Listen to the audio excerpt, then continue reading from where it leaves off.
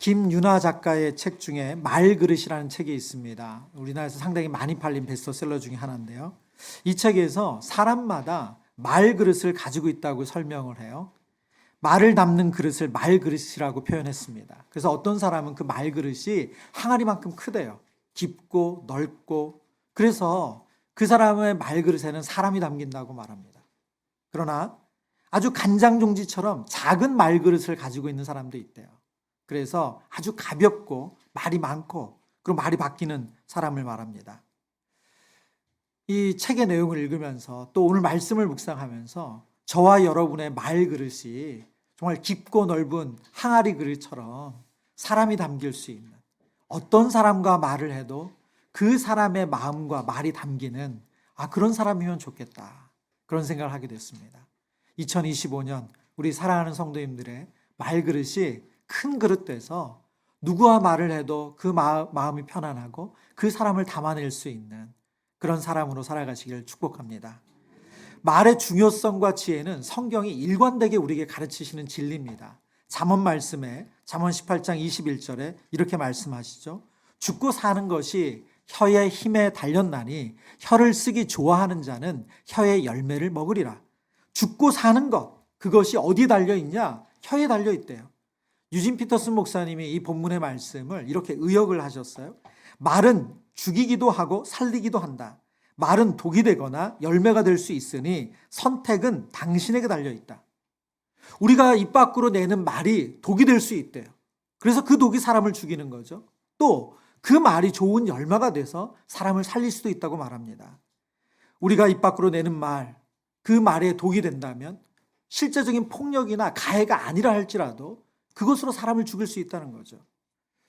오늘날 우리나라, 특별히 현대사회에서는 우리는 이것을 실제로 경험합니다.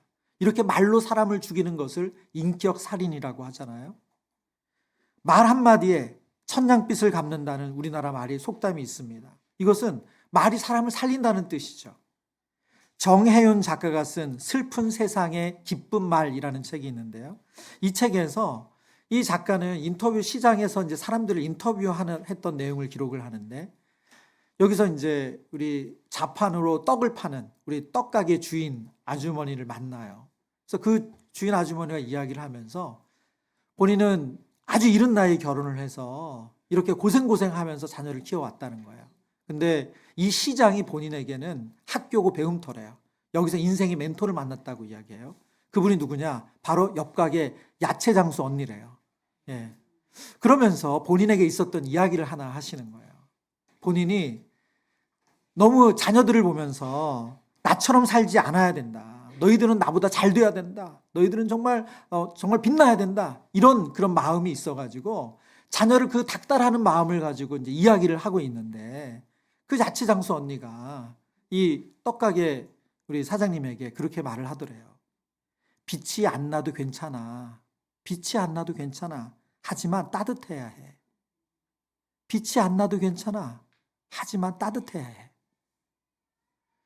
이 떡가게 주인이 이 말이 너무 감동이 되고 본인에게 울림이 돼서 집에 가서 자녀들에게 진심으로 똑같이 말했대요. 빛이 안 나도 괜찮아. 하지만 따뜻해야 해. 여러분, 이렇게 말은 한 사람을 살리고 한 가정을 살립니다. 우리가 함께 읽은 오늘의 본문은 예수님께서 그리스도인은 어떻게 말을 해야 하는가? 지금까지 살핀 잠언의 말씀을 가지고 얘기한다면 어떻게 살리는 말을 해야 되는가? 사람을 죽이는 말이 아니고 어떻게 우리가 살리는 말을 하며 살아갈 수 있는가 하는 것을 우리에게 알려주고 있습니다. 그 첫 번째는 헛된 맹세를 하지 말라고 말씀하세요. 오늘 본문 33절과 34절인데요. 또 옛사람에게 말한 바 헛맹세를 하지 말고 내 맹세한 것을 주께 지키라 하였다는 것을 너희가 들었으나, 34절 같이 읽습니다. 나는 너에게 이르노니 도무지 맹세하지 말지니. 아멘. 맹세라고 하는 것은 내가 하는 말이 진실되다, 내 말이 진실되다 하는 것을 불변하는 진리나 혹은 불변하는 권세의 심판 아래 건다는 뜻입니다. 좀 말이 어렵지만 신성한 존재에게 의탁해서 이 말이 진짜다라는 것을 맹세하는 거죠. 그래서 내가 이 말을 지키지 않으면 그 심판 받겠다는 뜻이에요. 하나님 앞에서 자신의 말과 행동이 신실하며 약속한 바를 반드시 이루겠다는 서약이 바로 맹세입니다. 오늘 예수님께서 지금 이 맹세를 말씀하시면서 이렇게 얘기하세요. 옛사람에게 말한 바 헛맹세를 하지 말라고 하신다. 이건 구약의 말씀을 예수님이 말씀하신 거죠. 그러나 예수님은 34절에 너희는 도무지 맹세하지 마라 말씀하세요. 분명히 성경에서는 옛사람의 말한 바 헛맹세를 하지 말라고 했는데 예수님은 도무지 맹세하지 말라. 어떻게 보면 더 강하게 말씀을 하시는 거죠. 그러면 구약 성경이 잘못된 것인가? 한번 볼까요? 구약 성경 곳곳에서 헛맹세에 대해서 말씀합니다. 레위기 19장에 보면 너희는 내 이름으로 거짓 맹세를 하지 말지니 거짓 맹세함으로 내 하나님의 이름을 욕되게 하지 말라. 나는 여호와이니라 말씀합니다. 그러니까 맹세를 하지 말라는 것이 아니라 거짓 맹세를 하지 말래. 왜요? 모든 맹세는 하나님의 이름으로 하는 것이고 그 맹세를 지키지 않으면 하나님의 이름을 욕되게 하는 것이기 때문에. 성경의 일관된 메시지는 맹세를 하지 말라는 것이 아니라 헛된 맹세를 하지 말라는 거였습니다. 성경을 보면 하나님도 맹세를 하세요. 신명기에 보면 이런 말씀이 있습니다. 신명기 7장 8절입니다. 여호와께서 다만 너희를 사랑하심으로 말미암아 또는 우리 강주 한 편 같이 읽어볼까요? 너희의 조상들에게 하신 맹세를 지키려 하심으로 말미암아 자기 권능의 손으로 너희를 인도하여 내시되 너희를 그 종되었던 집에서 애굽 왕 바로의 손에서 속량하셨나니. 하나님이 그들의 조상 이스라엘 백성들의 조상에게 맹세하셨대요. 그리고 그 맹세한 바를 지키셨다는 말씀을 하시는 거죠. 성경을 보면 하나님은 첫사람 아담, 그리고 노아, 그리고 아브라함, 이삭, 야곱, 요셉 수많은 하나님의 사람들과 맹세를 하셨어요. 언약을 맺으셨어요. 여러분 불안하고 두려운 사람들에게 하나님의 맹세, 이 하나님의 언약은 그들에게 안정감을 주고 두려움을 사라지게 합니다. 그래서 하나님도 맹세를 사용하셨어요. 그리고 우리도 인간관계 속에서 그 맹세가 서로의 신뢰를 두텁게 하는데 도움이 됩니다. 그럼 도대체 왜 예수님은 도무지 맹세하지 마라 이렇게 과격하게 말씀하셨을까요? 그것은 그 당시 유대인들이 행했던 맹세 때문에 그렇습니다. 오늘 본문에 보면 유대인들이 맹세를 할 때 하늘, 땅, 예루살렘 그리고 자신의 머리에 두고 맹세를 했다고 말해요. 근데 왜 이런 일이 생겼는가? 유대인들 안에 얄팍한 생각이 있었어요. 그게 뭐냐면 하나님의 이름을 걸고 맹세를 하면 하나님 벌 주시기 때문에 반드시 지켜야 한다는 거예요. 그런데 하나님이 만드신 하늘로 걸고 맹세하면 안 지켜도 괜찮아. 여러분 얼마나 웃긴 발상이에요.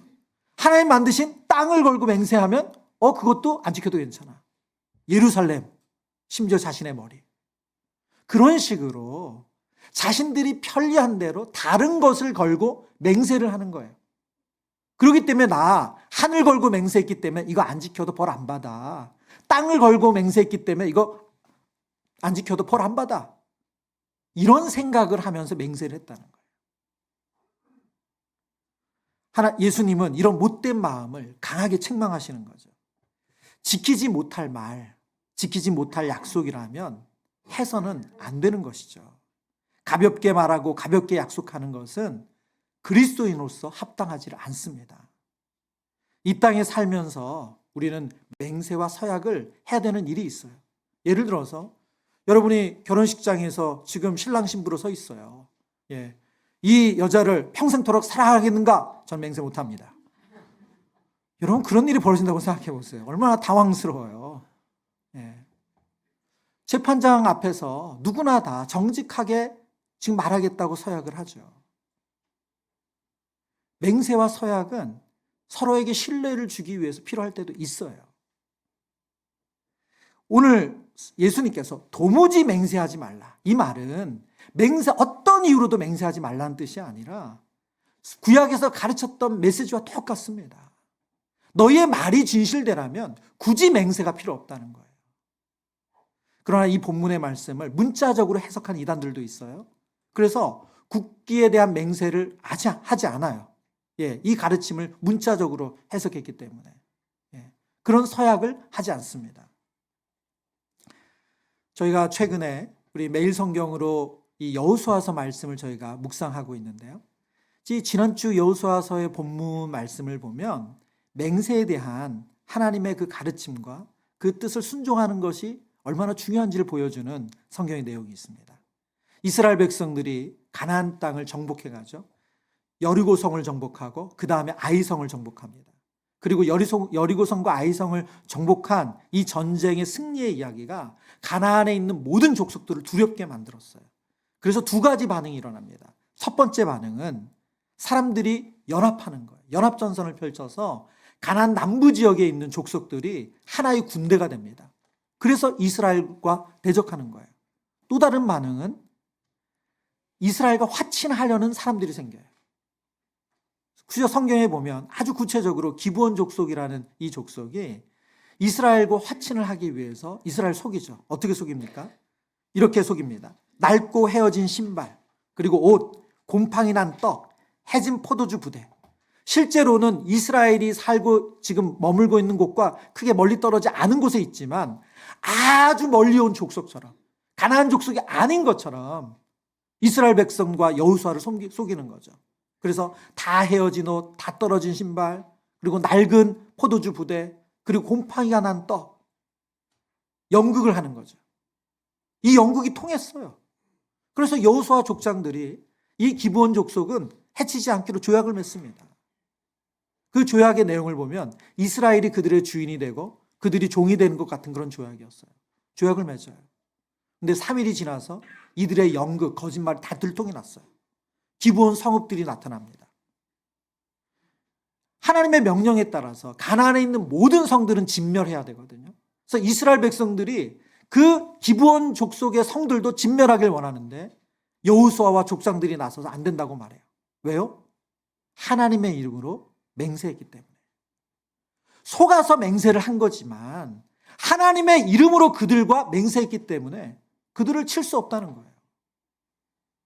뿐만 아니라 이 가나안 연합군이 기브온 족속이 자신들을 등 돌리고 이스라엘 편에 붙은 것을 보고 가나안 연합군이 너무너무 화가 났어요. 괘씸하죠. 그래서 기브온 땅을 칩니다. 당연히 기브온 땅을 치게 되니까 기브온 족속들은 누구를 의지하게 되겠어요? 여호수아와 이스라엘을 의지하게 됩니다. 전령을 보내서 도와달라고 요청하죠. 성경에 보면 어떤 내용이 나옵니까? 여호수아와 이스라엘 백성들이 목숨을 걸고 길갈에서 기브온까지 올라가요. 그래서 가나안 연합군을 처치합니다. 이 본문에서 하나님께서 그 여호수아를 어떻게 도우시느냐? 여호수아가 하나님 하늘의 태양을 멈춰주세요. 하나님께서 그 태양을 멈추시며 이스라엘 백성과 여호수아가 기브온 족속을 돕는 것을 도와주셨어요. 속아서 한 맹세임에도 불구하고 신실함으로 그 약속을 지키는 것이 하나님의 백성, 하나님의 사람의 모습이어야 한다는 거예요. 말과 행동에 책임을 지는 신실함은 예수님의 성품입니다. 하나님은 우리가 그렇게 살기를 원하세요. 손바닥 뒤집듯 상황이 바뀌면 말을 바꾸는 것이 아니라 우리의 말에 끝까지 책임을 지는 그런 신실한 하나님의 사람들로 살아가시기를 축복합니다. 두 번째, 오늘 성경이 우리에게 가르치시는 말에 대한 말씀은 마음에 있는 것을 진실되게 말하라는 거예요. 37절의 말씀인데요. 오직 너의 말은 옳다 옳다 아니라 아니라 하라. 이에 지나는 것은 악으로부터 나느니라. 이 말씀을 공동 번역 성경인 다른 번역 성경에는 이렇게 번역을 했어요. 나는 그저 예할 것은 예하고 아니오 할 것은 아니오만 하여라. 그 이상의 말은 악에서 나오는 것이다. 예할 것은 예하고 아니오 할 것은 아니오라고 말을 해요. 여러분, 이 말씀은 단답형으로 말하는 뜻은 아닙니다. 무슨 말이에요? 거짓말하고 과장하지 말라는 거죠. 자신을 보호하기 위해 우리는 거짓말을 할 때가 있어요. 아닌데 맞는 것처럼, 그리고 맞는데 아닌 것처럼. 예인데 예라고 말하지 않고 아닌데 아니라고 말하지 않는 거죠. 거짓말하는 거죠. 인정받고 싶어서 과장하기도 합니다. 내 실력을 과장하고 내 의지를 과장하고 내 마음을 과장해요. 여러분, 그것은 관계를 더욱더 돈독하게 하고 신뢰를 쌓는 것이 아니라 그 거짓말이 밝혀지고 과장이 밝혀지면 그 관계는 더 어려워지죠. 말은 관계에 다리를 놓는 겁니다. 말은 관계에 다리를 놓는 거예요.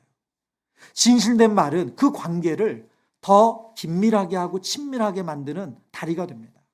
그러나 거짓된 말, 과장된 말은 그 관계를 친밀하게 하는 게 아니라 더욱더 어렵게 만든다는 거예요. 잠언 12장 22절에 이렇게 말씀하세요. 우리 같이 읽어보겠습니다. 거짓 입술은 여호와께 미움을 받아도 아멘. 거짓 입술은 하나님 미워하신대요. 그러나 진실된 말과 그 말에 합당한 행동은 하나님의 기쁨이 된대요. 오늘 말씀을 이렇게 잠언 말씀까지 쭉 묵상하고 있는데 성경에 여러 인물들이 스쳐 지나갔습니다. 그 중에 대표적인 한 사람, 베드로. 여러분, 베드로가 예수님 앞에 맹세 많이 했거든요. 그렇죠. 어떤 맹세했습니까? 제자들이 다 예수님 떠나간다고 해도 자신은 절대 예수님 안 버립니다. 자기 목숨 걸고 예수님 곁에 있을 겁니다. 자기 목숨을 걸고 맹세했어요. 그랬던 그런 베드로가 어떻게 바뀝니까? 마가복음 7장이죠. 7장 71절. 그러나 베드로가 저주하며 맹세하되 나는 너희가 말하는 이 사람을 어떻게 한다고요? 알지 못한다. 자신의 목숨 걸고 다른 제자들 다 예수님 버려도 자신만은 예수님 곁에 있을 거라고 맹세했는데 예수님 잡혀가신 후에 저주하며 예수님을 모른다고 다른 사람들 앞에서 또 맹세를 해요. 여러분, 우리가 이런 베드로를 비난할 수 있을까요? 정죄할 수 있을까요? 우리가 예배드리면서 그리고 예배 후에 찬양하면서 기도하면서 하나님께 얼마나 많은 약속을 드려요? 얼마나 많은 맹세를 합니까? 하나님, 저 한 주간 이렇게 살게요. 하나님, 저 이 사람 용서할게요. 하나님, 저 이제 다시 짓지 않겠습니다. 하나님, 저 이 마음 갖지 않겠습니다. 하나님, 저 이렇게 헌신하겠습니다. 여러분, 저와 여러분이 하나님께 드린 맹세와 약속들 쌓아놓으면 어마어마하지 않을까요? 그런 우리는 어떻겠습니까? 우리가 그 말에, 그 맹세에 진실되게 하나님께 다 반응했습니까?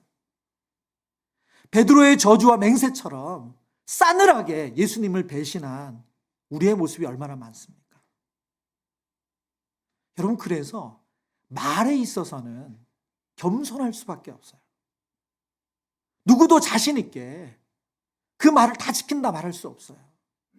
말하기는 쉬워도 그 말에 책임지는 것은 너무나도 어렵습니다. 그래서 우리가 많은 말이 필요한 것이 아니라 그냥 옳은 것은 옳다, 아닌 것은 아니다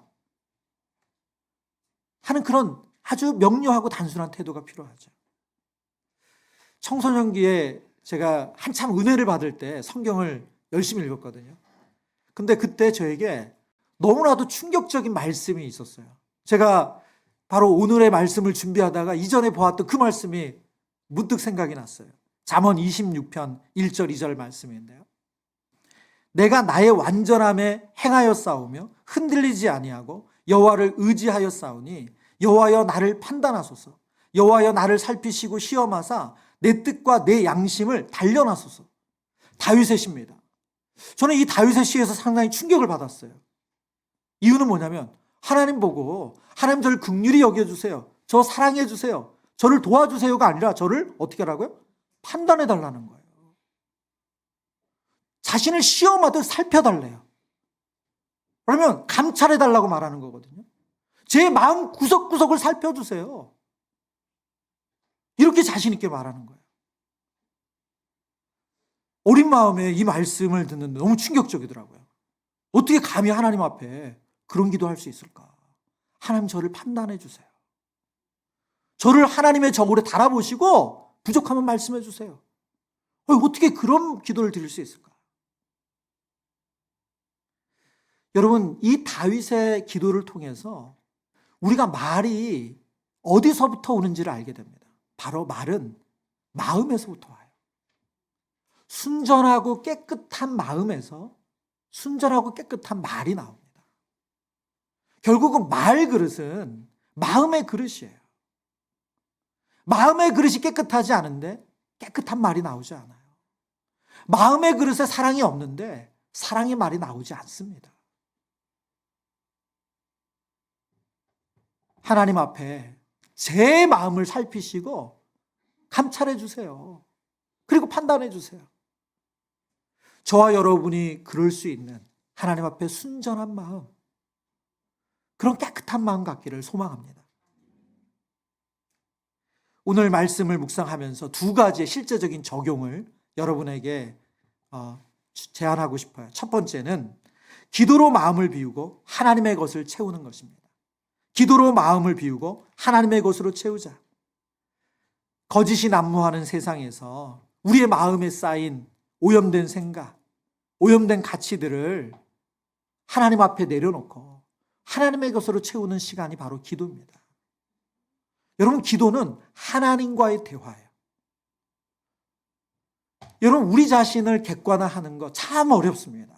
많은 분들이 자신을 객관화하기 위해서 자신을 성찰하는 좋은 도구로 일기 쓰기를 권해요. 정말 많이 도움이 됩니다. 그런데 여러분, 일기 쓰기보다 더 우리 자신을 바로 볼 수 있는 것이 기도예요. 이 만고불변의 진리가 하나가 있는데요. 그게 뭐냐면 자신은 자기를 잘 모른다는 거예요. 제가 저희 아이들과 식탁에 앉아서 얘기를 할 때면 자주 등장하는 말이 있어요. 아빠 몰랐어요? 그 말이에요. 아빠 그런 사람인 거 몰랐어요? 아빠 그렇게 말하는지 몰랐어요? 아빠 그렇게 행동하는 거 몰랐어요? 아이들이 툭 하면 그 얘기를 해요. 그러면 몰랐는데? 자신을 정말 몰라요. 나를 잘 몰라요. 여러분, 하나님과 대화, 거룩하신 하나님과 대화하면 그 거룩하신 하나님의 거울에 비춰진 우리 자신을 보게 돼요. 성령께서 우리의 내면을 깨닫게 하시고 우리의 죄가 무엇인지, 우리의 치우침이 무엇인지, 우리의 부정적인 생각이 무엇인지, 우리의 어그러진 것이 무엇인지 성령께서 깨닫게 하세요. 하나님과의 대화가 우리의 마음의 그릇을 깨끗하게 합니다. 그리고 하나님의 선한 것으로 채우세요. 여러분, 아무리 애써도 여러분 마음에 부정적인 생각이 사라지지 않는다. 여러분 마음에 아무리 애써도 여러분 안에 해결되지 않는 마음이 있다. 여러분, 그것은 우리의 의지로 되는 게 아니에요. 하나님께 가져 나가셔야 돼요. 그래서 하나님께서 여러분의 마음을 성령님을 통해서 청소해 주시기를, 깨끗하게 해 주시기를, 그리고 그 자리에 하나님의 선한 것으로 채워 주시기를 기도하셔야 됩니다. 그 기도가 우리의 마음의 그릇, 말그릇을 깨끗하게 하는 줄 믿습니다. 두 번째는 우리의 말그릇을 성장시키셔야 돼요. 내 마음이 순전하고 완전하다고 해서 그걸로 다 끝나지 않습니다. 왜냐하면 말은 표현돼서 나가죠. 상대방에게 들려지는 거예요.